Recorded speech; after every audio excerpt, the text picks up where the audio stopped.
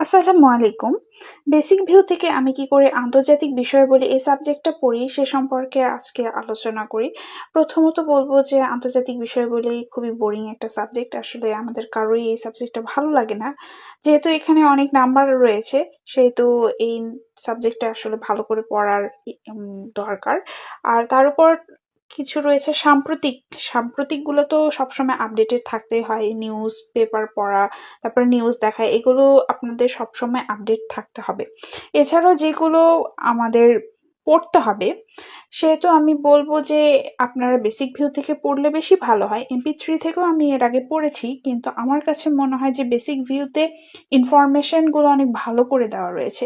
আপনারা অন্য কোনো বই থেকেও পড়তে পারেন, কারণ দেখা যায় যে সব বইয়ে মোটামুটি সেম টাইপেরই দেওয়া থাকে। কিছু কিছু এক্সট্রা আসলে ইনফরমেশন থাকে, কিন্তু সেগুলো আপনারা বইয়ের উপরে কিংবা সাইডে লিখে রাখতে পারেন, সেটা আপনাদের পছন্দ।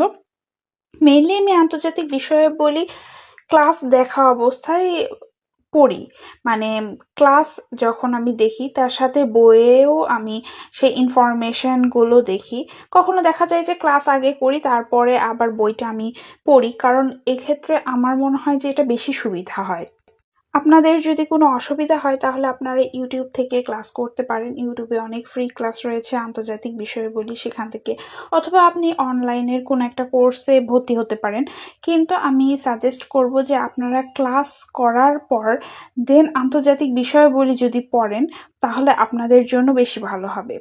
কারণ আপনি ক্লাসটা ফুল করলেন, করার পর আপনি যখন বই থেকে আবার সেগুলো রিভিশন দিবেন তখন আপনি বুঝতে পারবেন যে কোথায় কোন ইনফরমেশন আসলে পড়া হয়েছে আর কতখানি কতটুকু দরকার। এভাবে করলে না বেশি মনে থাকে। তাছাড়া দেখা যায় যে ক্লাস আলাদাভাবে করলেন, পড়লেন অন্য দিন, তাহলে এত মনে থাকে না।